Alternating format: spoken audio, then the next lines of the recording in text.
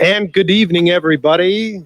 As you heard, this is a first in a series of very special broadcasts on race relations and racism. Adam Carter from the WCCO newsroom. Happy to have you, at least on the radio tonight on WCCO Radio and watching live on Facebook Live. And this is the brainchild and the idea of a very special woman, and she's with us tonight. She's going to be facilitating our conversation, Dr. Verna Price. She's with me. Dr. Price, thank you so much for being here and taking on this tremendous challenge that you have tonight with our listeners. Oh, thank you so much, Adam. And thank you for agreeing to co-host with me tonight. Sure. Seeing that I'm an absolute newbie to this. So as we go along the way, just help me along. I really appreciate that. Before we bring our guest into the conversation, I think it's important to just kind of tell the story of how this happened, Adam, right? Sure. So it was following the just horrific assassination of George Floyd that I began receiving numerous calls about what to do. And these calls were from my really nice, wonderful white friends who are doing good things in the world and who are making good things happen. But the reality is that they just didn't know what to do with this. And they were asking me questions like, well, how can I talk about this? What can I don't know even how to think about this, Dr. Verna. What is happening and what should I do? So that became really kind of a call, an awakening for my white friends. And you know how sometimes when you have these conversations with people, they just won't leave you. And so I kept on thinking about it. And I was taking a walk around the lake one morning, and it just dropped into my spirit that in this work around racism, let me just say that it's hard work. It's hard work. This work is not easy. And the fact that WCCO has come alongside me and has been courageous enough to step up in this space with me to say, yes, let's provide a space for us to have this conversation. It's amazing. So thank you, WCCO. Thank you, Shannon and John and the team. I really appreciate you. And I understand that it's hard work. And so really what dropped into my spirit, Adam, was this notion of how can I help white people talk to white people about racism?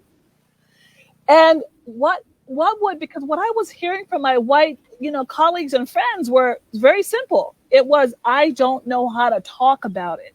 I don't even know where to start in this conversation. And so I sat down and I didn't ask anybody. I didn't do a data, I didn't do a research, any of that. I just sat down and I started to write. And what I wrote was, how can white people talk to white people about racism? And when I say talk with, I'm talking about learning about it, thinking about it, and coming to the place where collectively we want to do something about it. Because here's the reality. Racism is embedded in our systems, in our society, and together we have to do something about it. So I'm going to actually start with you, Adam, and ask you the question, just with your own background with it. I call it your racism story, right? Mm-hmm. At what point in your life did you think to yourself, something's going on here? Something's happening here in this society. Maybe you were, in junior high. Maybe you were in high school. Maybe you were even an adult before you even had that conversation with anybody. So I just want to start with you before we introduce our guest to continue the conversation, because what I want us to do, Adam, is I want us to model to Minnesota and beyond how to have these conversations with grace, mm-hmm. how to have them and be engaged and be civil, and how to have them so that we can educate and also give you the strategies you need to have the conversation. So we'll start with you. And this is my first time meeting you. I think I'm a perfect example of somebody that could use help in how to deal with that, because I think I'm quintessentially a white, middle-aged Minnesota person that probably there's a lot of me out there. I'll just say that. I'm somebody who grew up in a first-ring suburb of the Twin Cities, but a predominantly white first ring suburb of the Twin Cities, someone who wasn't exposed to a lot of black people, frankly, when I was younger. I grew up in a class of about 230 people, I think was my graduating class. I believe less than 5 were people of color. For me, being exposed in college to a different way of thinking, a different mindset, and then certainly with my job here at WCCO Radio, starting in 2001, being a news reporter for a vast majority of my time here, and being forced to be exposed to other communities, to tell the stories of other communities through my lens, through my perspective. But that's still an eye-opening experience for me. And that is one that has shaped my view, especially over the last year, and how to process and how to deal with the things I'm seeing. But I think I'm a little more advanced maybe than some other folks that I grew up with, even people I'm still very good friends with. And I think that communication that I have with them is something that I can learn tonight and in a series of broadcasts we're going to have. Absolutely. You know what I love, Adam, is that, that you can be honest and authentic to say, hey, you know what? I didn't grow up with black people. There was no one in my circle. I remember this one woman, she called me and she goes, Dr. Verna, what should I do? I said, well, talk to your neighbors. She said, what do you mean talk to my neighbors? They're all white. And I said, well, talk to them. White people want to know about racism. White people want to understand it. White people, actually, there are so many people. You know what I learned? I'm the founder of a program called Girls Taking Action. And I learned this a long time ago. We're in our 16th year of the program. And what I learned is that our girls didn't know what they didn't know. And that lesson has taken me so far in my life, because even in this work, the reality is that you don't know what you don't know. So what we do is we get to kind of fill in the gaps of what you don't know, and then to help you to know more, right? And I'm sure now in your life, you're like, yes, I want to learn more, Dr. Verna. I want to stretch myself. Absolutely, absolutely. Well, I have joining me tonight some amazing guests. And, nothing happens by itself. This has been a team effort. And the leadership at CCO came on board. My good friend, Miss Shaletta, came on board. My good friend, Miss Wookie Wea, who's the CEO of Youth Prize, came on board. I called my husband into the conversation, Brother Shane Price, to help me think about this work. And then I started reaching out. To my community to say, hey, I called my good friend Buffy Bleesey, who does events, and I said, Buffy, what do you think about this? And Buffy describes herself as a very white woman in Minnesota who's trying to do this work, and it's not easy work to do. So we pulled together this team, and in the process, I said to them, are you willing on the air, live, to have authentic conversations on race and racism? And they agreed. So I want to introduce them tonight. And these are people who are just everyday people. The first person I want to introduce is Miss Debbie Magnuson. And Miss Debbie is an executive coach, and she has been in the college world and the professional world for a very long time. And she also happens to be the co-chair of our Girls Taking Action Advisory Board. And early in this conversation, we sat together in her backyard and had a long conversation about racism in Minnesota and beyond. And so I thought of her immediately to come into the conversation. So welcome, Miss Debbie. It's good to have you on. Great to be here, Dr. Verna, as always, with you. And nice to meet you, Adam. Nice to meet you as well. Thank you for being with us. Sure. I'd also like to introduce Miss Julie Burton. Miss Julie Burton actually is one of our women leaders. She's a mentor for our girls at Hopkins High School. And Miss Julie came on when I said I was starting a program at Hopkins. I literally sent out an email note to our women leaders on my LinkedIn who are in the Hopkins area. And she immediately said, Dr. Verna, I'm in.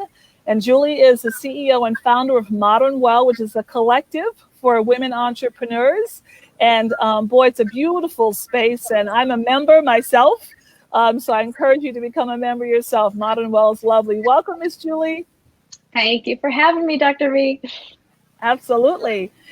And then I got this phone call from my good friend, and he's a master networker and a finance guy. And one of the first times I met him, he said, Dr. V, I'm a white man and I'm a Republican. And I said, it's okay. If you're a white man and you're a Republican, we can still have these conversations. And we have been connected ever since. And he called me and he said, Dr. Verna, I don't know what to do, but here's one thing I can do. I want to provide flowers to just give to people as a way of saying reconciliation is needed. So he literally came, Drew Johnson literally dropped off, I don't know how many hundreds of yellow roses on my porch. And we gave those yellow roses to community members, and they handed them out all over North Minneapolis and South Minneapolis. So I just want to welcome my friend and colleague and longtime networker, Drew Johnson. Yep. Yellow for healing, Dr. V. I'm humbled and appreciate you having me on here and honored to be a guest. And I want to say one thing. My mom was a Democrat her whole life and still is. I was raised by that. So I've seen both sides. I'm a business person, so the principles. But we're not going to talk politics tonight. I definitely appreciate being a part of it. Thank you. Thank you, Drew.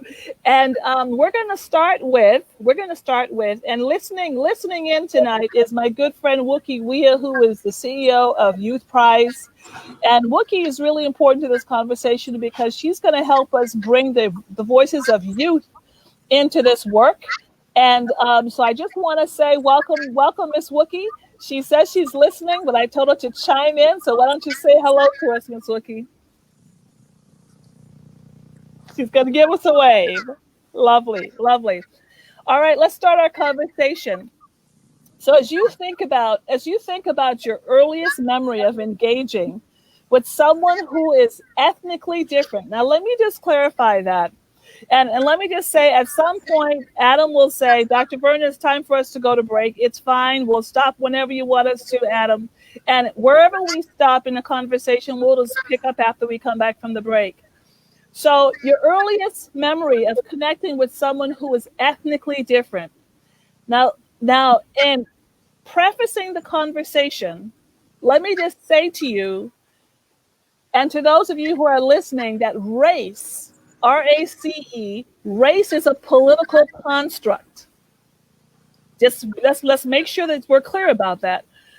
There is only one race, and that is called the human race. There is no data that supports that because I am, as you can see, I'm an African Caribbean woman, right? I have twiggly hair. I've got this little bulby nose. I've got this honey brown skin. This is my ethnicity. I am a human being. I belong to the human race. So there's only one race. Let me just make that really, really clear. And racism, as we get deeper into this conversation, as a political construct, was created by us, our society, to create two different levels of people.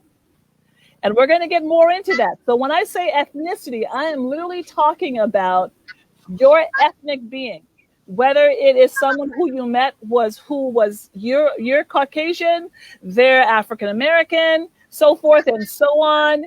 What you want to make sure is that as you make that connection, what was your earliest memory? What was it like? What was happening?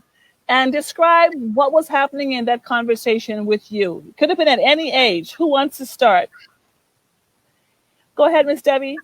All right. Well, good evening, everybody. And I am of Caucasian ethnicity. And I grew up on a dairy farm in Northwest Illinois in a community where there was almost no ethnic diversity. A mixed marriage was between a Methodist and a Lutheran. I mean, it was a very small rural farm community. And I didn't have any contact with racial diversity until I went to college at age 18. Even then, I went to a nearly all-white Lutheran liberal arts college. The first ethnic diversity I remember was getting to know a Black student when we worked on a play together. We were both techies and got to be friends working on the show. And that was my very first person-to-person exposure and conversation with a person of a different ethnicity. Now, let me ask you something, Miss Debbie. You said you're white Caucasian, but you still have a particular ethnicity. Are you Norwegian? Are you Swedish? Are you Danish? What is your ethnic mix? Well, we always joke that I'm a German ethnic farmer. It's fine, but honestly, I'm a mix of Scots and German, and almost nothing else. Right. And the reason why I ask that question is because often when I talk to white people about their ethnicity, they'll give me like a block, right? Like, well, I am this. Well, you know what? There's a lot more to you, and we all have a particular ethnicity. So I love that. Thank you so much for sharing. Who's next? I can go next. All right, Drew. So my background is very similar to Adam's. I grew up in a suburb north of Minneapolis, Fridley. Very similar demographics to what he was talking about. Went to a private high school, and in sports is what was the answer, in athletics, and I really didn't think anything of it. They were teammates, there was nothing startling, but the ratio was about what Adam was talking about: 5% Black and 95% white. And back then, and in later levels, when I played at higher levels, I played against but that was where my first exposure experience. Sure. And at that time, Drew, did it ever occur to you that, oh my goodness, 95% of the people here are white people and only 5% are Black? I mean, do you ever remember thinking to yourself, even as a young person, this seems to be lopsided here? Yeah, I did. And I was always one, just like when we met Dr. Verna, I'll talk to anyone. I go by more the character and what I feel energy wise and everything from the person. So early on, I was never afraid of it. And again, that was from my parents. They were very open to it, particularly my mother. So it wasn't foreign, but I guess I was really interested because they were in the minority. I didn't know a lot about them, and I still don't. That's what we're here for, is trying to learn more. Good. Thank you so much. Miss Julie. Yeah, so similarly, I grew up in a predominantly, white neighborhood, went to a school that had very, very little diversity until high school. But a couple things stand out. I remember as a young person, pretty young, sitting in synagogue. I'm Jewish, and I was sitting in synagogue for the high holiday services, which, there's hundreds of people that are in the synagogue. And I didn't realize that every single person in the synagogue was white until, these are little eyes seeing this, but until a Black man actually walked into the synagogue. And it was, and he was a Jewish man, and that was kind of, I remember the first time that I realized that I was sitting in a room of white people. And then the other thing that sticks out is that my dad befriended a wonderful man who is like family to us, and he and I remember the first time that he came to our house, and it was like it just seemed completely normal, although it was very much, I grew up around mostly white people, and then when this Black man walked into our house, and he and my dad are embracing and hugging and joking, and that was another thing that sticks out to me that happened in my formative years. And how old were you, Miss Julie? I was younger than 10. Somewhere between 6 and 10, somewhere in there. And do you remember like any kind of feeling, like you thought, oh, this is interesting, like, oh, wow, that person's different? Or do you remember any of that? I remember, yes, I do remember. I remembered feeling like, yes, this this is different than our normal. But there was something about it that I felt really good about. There was something that just felt really like, okay, this is actually how it's supposed to be. Yeah. I tell you, I went to college. Before I tell that story, I'm going to ask Adam. Adam, what was your first interaction with a person who was ethnically different? Well, when listening to these stories, a story came to mind, and I remember being a little kid with my mother and seeing a black person, and I think I said to my mom, that person is brown, is darker, brown skin, and she got all nervous, and oh no, and then she explained to me later that was a black person, and I couldn't understand that because the skin wasn't black, it was a darker brown. But I just remember that nervousness that she had, and it's just that's always stuck with me. And I guess I've never really noticed a difference of students in my class, or I never really, I guess, noticed anything strange about it. But that story popped into my mind as people were talking. Sure. And and it's classic of what you don't know, right? I mean, I remember I went to college at St. Paul Bible College, which is now called Crown College. And at the time that I went to college, there were 5 African-American people in the whole college. And the college is located right on the borderline of St. Bonifacius and Waconia. And at that time, really, the only thing in Waconia was the college, the people who lived there who were all white people, with the exception of the 5 of us, and then cows and the lake. That was it. That was the only thing in Waconia. And I remember being in the grocery store, and at that time, this twiggly hair of mine was an afro, right? So I'm in the grocery store. I'm this skinny college kid with an afro in the grocery store. And along comes this mom, and there's a little girl in the basket. How when you're shopping, you have your kids in the front of the basket. And just a beautiful, almost like white, blonde, blue-eyed little girl, just as pretty as can be. And she moved, as the cart was going by me, she reached out, Adam, and she touched my afro like this. And she said, "Oh, Mom, she didn't even call me a she. She said, it's brown and it has fuzzy hair." Now, I'm a college kid. I'm not thinking anything of it. I'm just thinking, for the first time in that grocery store, someone saw me. They saw me. This little 3-year-old, she saw me. She saw this African Caribbean, African American Black woman. She saw me. And everyone else in the store was acting like I was invisible. So like when people say things like, "Oh, I'm colorblind, Dr. Verna." No, you are not colorblind. You are not colorblind. You are not. Because you somehow don't want to just see me. And what happened next, Adam, and I will never forget this, the mom, not only did she get nervous, and sometimes when white people get nervous, they get red blotches up their neck, and up on their face. You know how that works, right? Sure. And so she just started red blotching up, and she reached out at him and she slapped that little girl across the face, and she whipped that shopping cart down the lane and just disappeared. And I was so sad. I was so sad.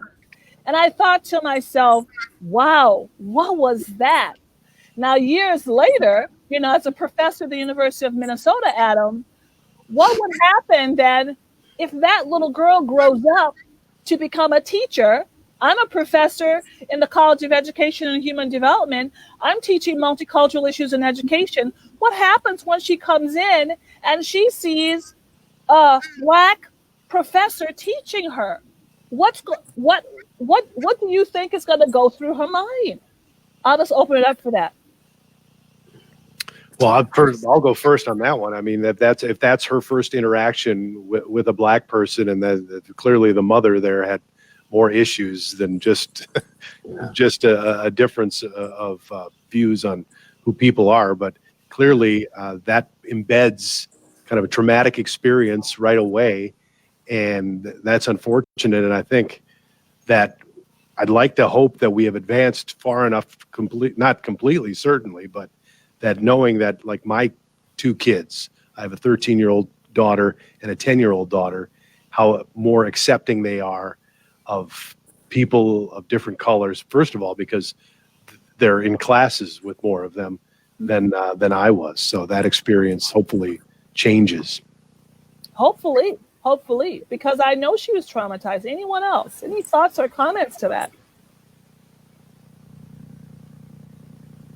I know, it kind of makes you go, ooh.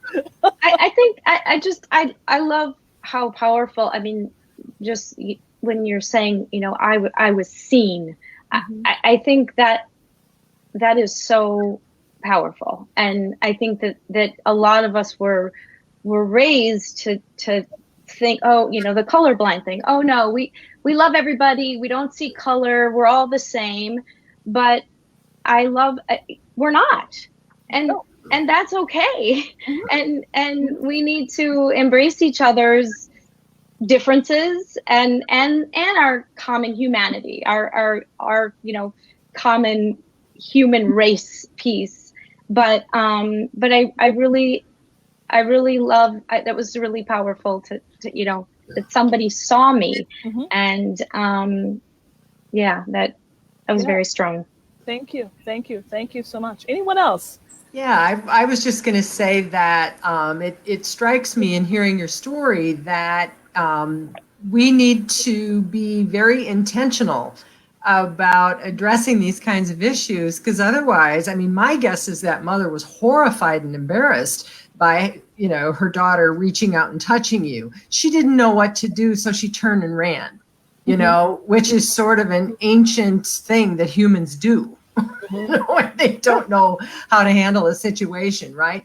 And so it really points out the fact that we do need to have these conversations, and we do need to be very intentional about, you know, teaching our children and, you know, making sure they have diverse experiences so that we are able to communicate in an effective way and just be gentle with each other. Yeah. So. Yeah. Yes. Yeah. Yes. Yeah, I call it being gracious. You bet. I would add in, I had this conversation with my mom today, and it was is your answer question number 2. It is multi-generational, and it's about educating our parents and grandparents. Unfortunately, a lot of the racism came from our parents and grandparents, and they knew no different. And that might have been, I'm not sure, I wasn't there, but it sounds like that might have been an example. What happened, Dr. Verna, is that it was her first experience that her mother wasn't comfortable for whatever reason, and that, you know, but that's part of the problem. When I was, you know, for me, the first experience was that when I was in 6th grade and we watched the Martin Luther King, I Have a Dream, and right afterwards a kid blurted out, "We showed you, and we showed you," and I couldn't believe the anger in his face and his eyes. And I went home and talked to my parents, and my mom said, it's his parents. That's where it came from. And so somewhere we have to start. I don't think we can change 80 and 90-year-olds much, but we have to change generational down all the way. And like someone else mentioned, with our kids especially, is educate them on, you know, that's why this is, you know, it's powerful. You're into a big topic here, Dr. Verna. Absolutely. Thank you so much. We're going to go to Adam for a quick break here. Yep.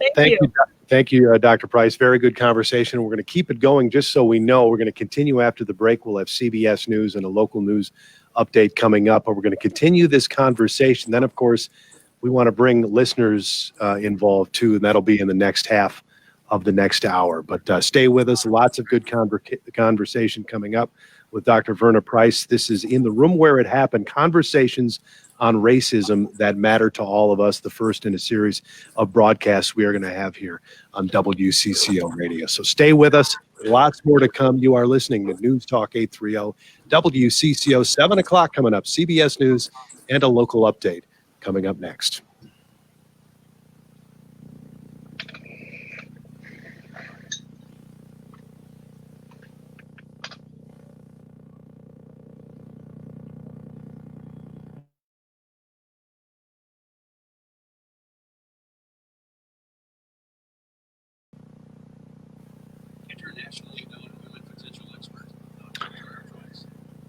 And thank you for joining us once again on this Thursday night to launch this first in a series of conversations we'll be having on WCCO Radio. Adam Carter and Dr. Verna Price. Not only on the radio tonight, we're also on Facebook Live. You can see us watch live as we have this discussion too. Dr. Price, we were having that conversation before we hit the break on that interesting and profound moment you had in the grocery store, but I just wanted to toss it back to you to talk about what other topics we're going to be covering absolutely, tonight. Absolutely.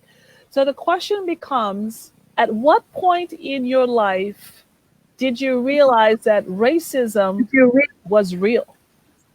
At what point did it strike you that racism is real? It is something in our society. It's something in my life. Because here's what I've found in these conversations is that there are many people that just really don't understand that racism is real. Because they've either not been directly impacted by it, they don't know they're impacted by it, they don't understand what it is. They are operating in what Peggy McIntosh in her work calls white privilege. When you go into a store for a skin tone Band-Aid, whose skin tone are you talking about? When you go into a store, this was so funny to me. Many, many years ago, I lived in South Minneapolis, right off of Blaisdell and Lake Street. And for those of you who are familiar with South Minneapolis, you know there's a Kmart there. I think it's still there. So I remember being in the store, and it was like practice that Black people would get followed in the store, because somehow they thought that I was stealing, or any Black person in the store was stealing. So this day, I think I just had enough of it. And I'm walking in the store and I'm trying to get whatever I'm going to get from Kmart. And I just so happen to see that there's a white man, and he's kind of a younger white man, and he has on a bigger coat. And I noticed something, that he's actually stealing. So the security guard starts following me, making the assumption that I'm stealing because I'm a Black person in the store. And then I thought, you know what? Here's what I'm going to do. I'm going to follow the guy who's actually stealing, who happened to be a white person. And then at some point I stopped and I looked back at the security guard and I said, "Sir, why are you following me? You really should be following the person over there. He's the person who's stealing. I'm going to pay for my stuff, but maybe you should check that person over there." And his face just went like, oh my goodness, she caught me. But it's like racism happens. It is a reality. And for you, at what point in your life did you realize that racism was real? I think as you were talking, I was thinking of a moment when I was playing football in high school. And I think we had one Black player on our team. And I remember an instance where we were playing in the summer. It was like the lead up to the season, and our coaches brought down a bunch of watermelon for us to eat. And this one Black player on our team suddenly faced all these comments. And I remember looking at his face and thinking, this is wrong. And whatever these comments are. And at the time, I didn't really get the connection that I know now, and that is seared in my memory. The look on his face and thinking, okay, most of us are one color, he's a different color, and while the players think they're joking with him, clearly this is more than joking, and there's something wrong with this. And I think Right. that probably, I might have seen something before that in my life, but that is something that's seared into my memory as Cool. being an eye-opening experience. Absolutely. There used to be an old saying, Adam, that sticks and stones may break my bones, but words will never hurt me. Mm-hmm.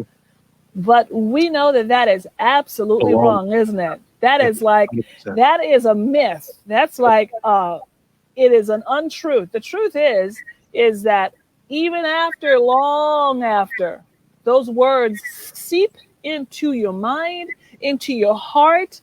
For some people, they seep so deep into their emotions that they are literally scarred for life, right? So that is, that's a tough, tough thing. Thanks for sharing that, Adam. Let's open it up to our panel. What was your first experience when you realized racism is real? Had an experience as a 19-year-old college freshman.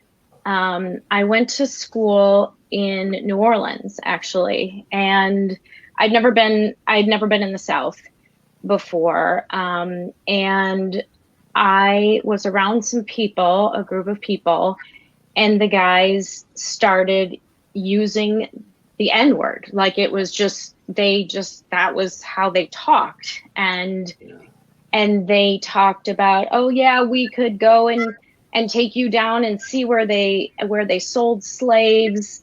And I remember having such a horrible feeling. I went back to my dorm room after that night, and I called my parents, and I was like, I don't think I can stay here. I don't know what planet I am on that people are using that word and for that was one of the reasons, but and there were a couple more, but I did end up leaving the school after my freshman year. So it was just absolutely so jarring. I still can't believe it. And I am sure it left you feeling sick. Like literally, it's like a Literally visceral feeling, literally sick to your stomach. Because here's the reality, Miss Julie. As human beings, we were never created as human beings to be devalued and disrespected. And we were just never created to be that way. We were created to be valuable, important, and lovable people. And that's, as you know, that's what I call your birthright, right? As a human being, you have the right to be valuable and lovable and important and powerful. You have that right. And anytime that is violated, and I'm sure you left feeling like, you know what, something just happened to me, and it is a sick feeling, right? Absolutely. And I wanted literally to get out of there and away from those people that were so toxic and that were still carrying on those ideas. Absolutely. Thanks so much for sharing. It's hard. This is not easy work. And for our listeners who are listening, what I want you to do is to think of, when did you see this for real? And or are you still seeing it? And how are you thinking about that? Who's next? I can go next. Okay, Drew. Go ahead, Drew. The story I just told certainly hit home, and I saw that hate and anger on race and racism. But it's like a big iceberg, man. They pick away. I could, I had an experience like Julie. I went down to Alabama, and they were talking just like that's their culture. I'm like, please, I go, it's 1990. You're still talking like this, or 90, whenever it was.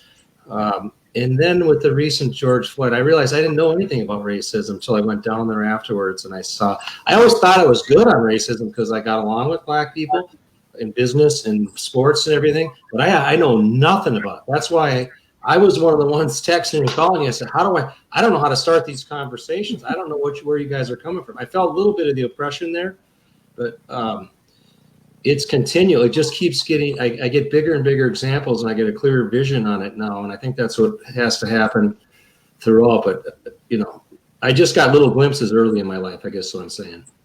Absolutely. Drew, if I can interject there. We are up against a break, so we're obviously having a great conversation, and we can continue it after the break. But it is 7:15 on WCCO. You're listening to In the Room Where It Happened, conversations on racism that matter to all of us. Those conversations will continue after this.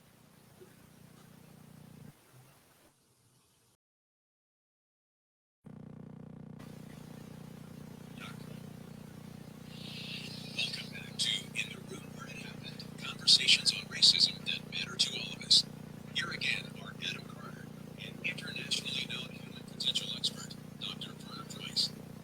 And welcome back. Human potential. There's a lot of potential that we've been having tonight with our conversation so far, Dr. Verna. So let's get right back into it. Oh, absolutely. Absolutely. We were talking about your first, how did you know that racism was real? And I don't think we heard from Miss Debbie. So I want to make sure that I get to Miss Debbie's story, and then we'll move on to our final question for tonight before we open up the mics. Go ahead, Miss Debbie. Yeah, as a young adult, I worked for a large corporation here in the Twin Cities, and our offices had some, not many, African-American employees. I saw, what was really fascinating for me is what I noticed is how their behavior changed when they were with other Black people.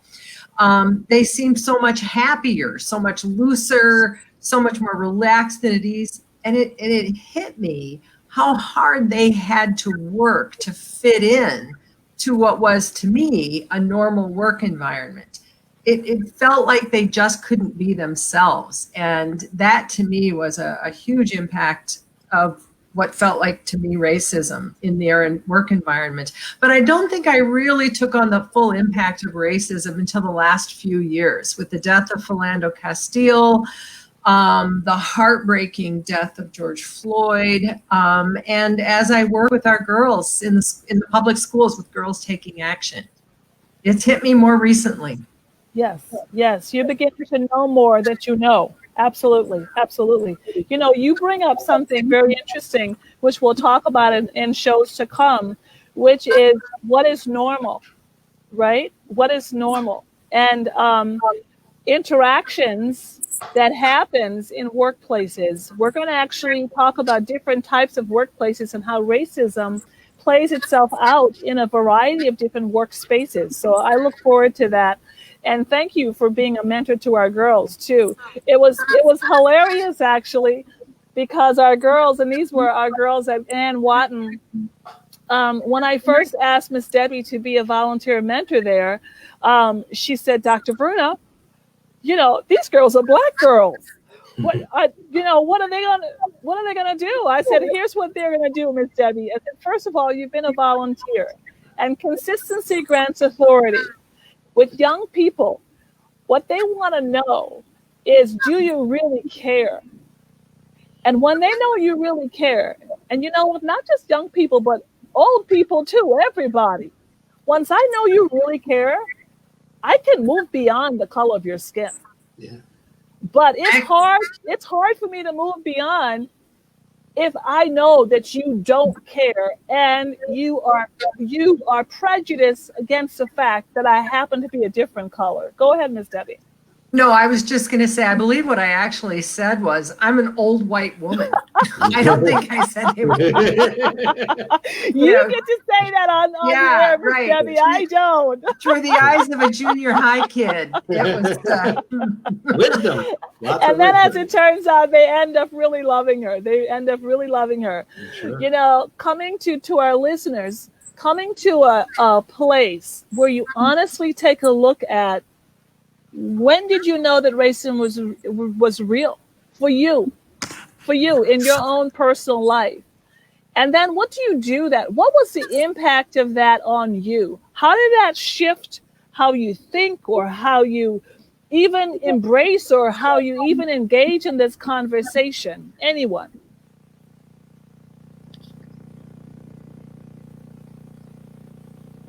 I'll speak for myself here. The real impact on racism for me, especially since George Floyd, is the pain in my mind and my heart as I fully am able for the first time to embrace the pain and injustice of the Black experience in our communities. And I realize my own privilege, and I realize how much work we all have to do together. So that's the impact of racism for me, where we are right now. It feels like we're at such a critical point right now. I so appreciate that. Yes, Drew, go ahead. I would second that. That's kind of what I was going to say, is that, and that's why you said the first experience, but what's really vivid in my mind and my heart and my gut right now is what happened down right here in our city. And it's going to be the catalyst for maybe change. This is the next civil rights movement, but you know, that I thought I understood it. I didn't understand anything, and I still don't. I understand a little more now. It opened up the lens to just feel a little bit about the oppression that you felt. And, like my trainer today at Lifetime, she said, you don't understand. She grew up in Ann Arbor, was Black and it's Hispanic Latino. She goes, you don't understand. I would have a different perspective. No, I don't understand. That's what we're here for. But yeah. Exactly. So question before we open up to the mics, right? Question, why is it so important for white people? And it was amazing. People said to me, Dr. Verna, you're calling out white people on this racism thing. And I said, yes, we have to, because it's going to take white people doing the work of becoming anti-racist for us to get at the foundation of racism in our society. So in your own thoughts, why is it so important for you and other white people to engage in this conversation? So since George Floyd's murder, I've wanted to do something more, and I partnered with a woman named Stephanie Pierce, and we did a How to Be an Ally series through Modern Law, which was fantastic. What I learned through that series is that it's white people, there's the word ally, right? There's this allyship, that we have to be allies with our Black friends and neighbors.